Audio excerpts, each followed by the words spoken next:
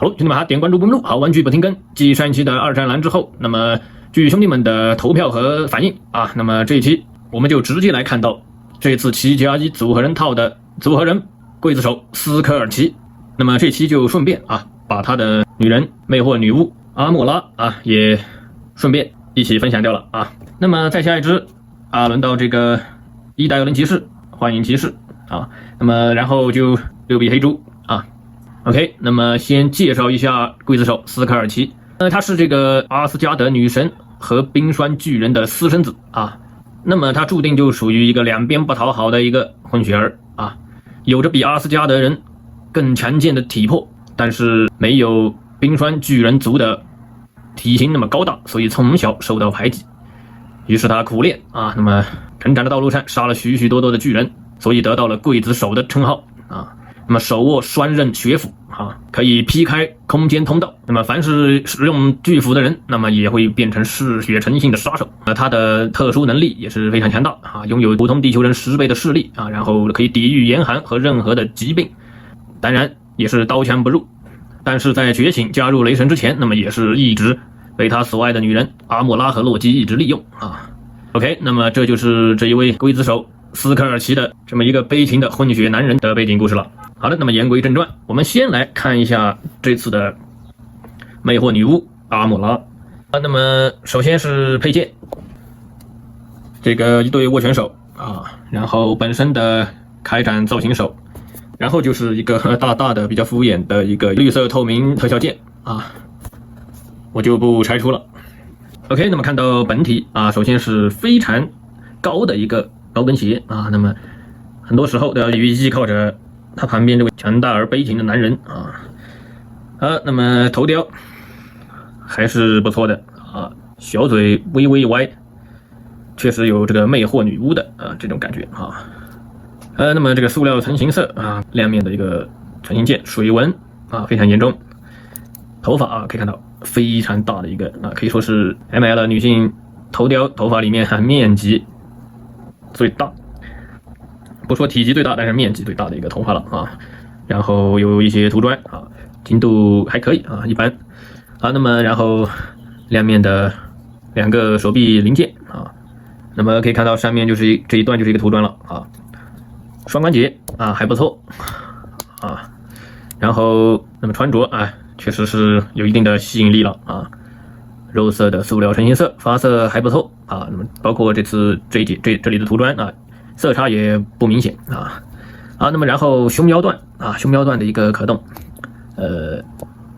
是比较合格的啊，这是最大程度，前面有穿斑啊，后面也是啊，那么还不错啊，这一段还不错啊。那么可以看到不拔不知道，一拔看到了哈，这个直接就是没有一个双球哑铃，也没有任何的一个分件零件的一个颈部球冠啊。那么因为头发的干涉啊，那么头部可动啊，有一些斜角度啊，还可以啊。那么然后这里是一个分件裙摆，下面啊没有任何的一个关节切分了啊，腰腹段只有胸腰段啊，但是胸腰段还不错啊。那么然后下半身的一个涂砖啊，还算品控尚可，这次很小的一个脚丫，再加上一个很高的高跟鞋，那么站立啊，只能说是调整不一会儿啊，勉强可以看到还是能够站立啊。OK， 那么简单的女性非超可动素体啊，也没有太过多的一个评价。好，拿到一边，我们直接来看到这次重点，组合人刽子手斯科尔奇，附带2对手型，但是4肢各不同，右手的握持手，左手的一个握拳手，还有这个右手的一个4指并拢的放松手，左手的一个造型开展手还不错，这种配置我还是比较喜欢的啊。那么当然不能做一个双手持斧的一个造型了啊，不过按照这种素体的可动的话即使2边握持手可能也比较难做出啊。OK， 那么然后来看一下这一柄大斧巨斧双刃血斧那么整体哪些是涂砖只有这个银色部分是一个涂砖，其他的都是塑料原色包括斧柄还有这个头那么斧身就是一个深枪铁色的一个塑料原色，然后在边上涂上银漆，然后战损的一个刻画两面好像是对称的啊，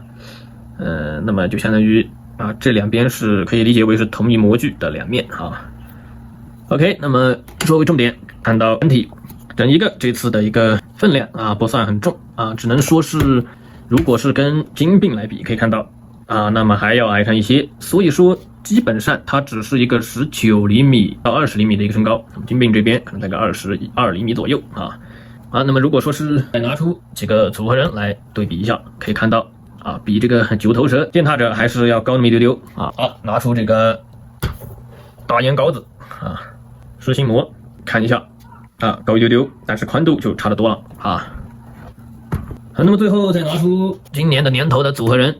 复仇女神涅姆西斯啊，那么可以看到这个就差得多了啊。那么如果按这个组合人的价值啊，不管是分量、轻轨零件啊、做工细致程度啊、模具细节等等方面来说啊，那么这个涅姆西斯也是完全碾压这次的斯科尔奇啊。OK， 比较完身高，那么就讲一下这次刽子手的整体一个情况。首先是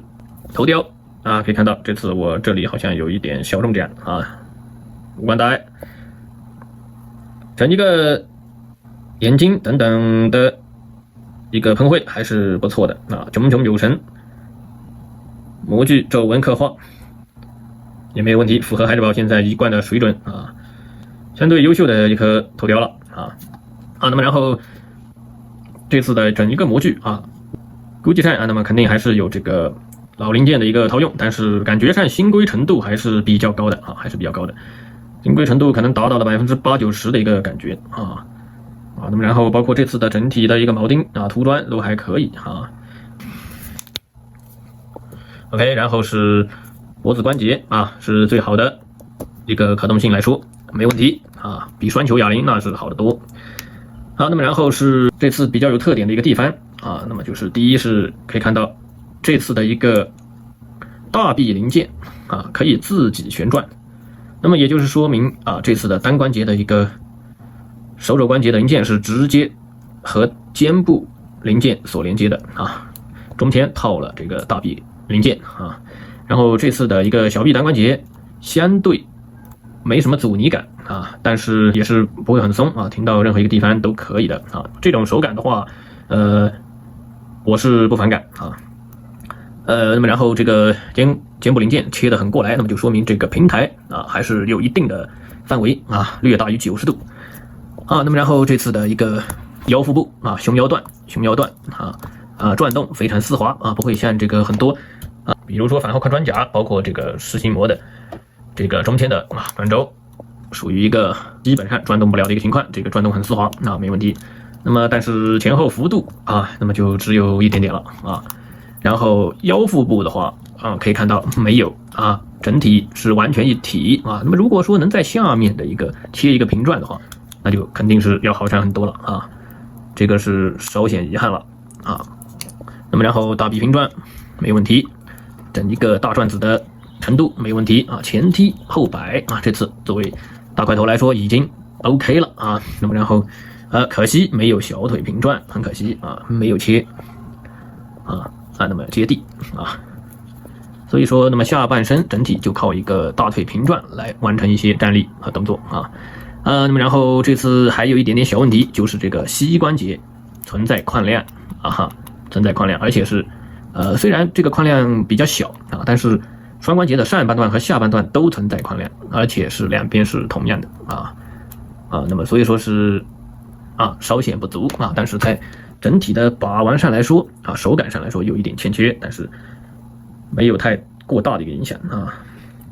就是手感上略显不足啊。